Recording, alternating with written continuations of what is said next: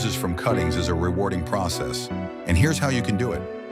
First, choose a healthy rose stem that's about 6 to 8 inches long, preferably from a plant that's bloomed recently.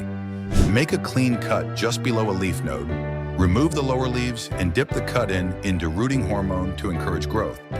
Next, prepare a pot with well-draining soil or a mix of sand and peat moss. Insert the cutting about halfway into the soil and water gently.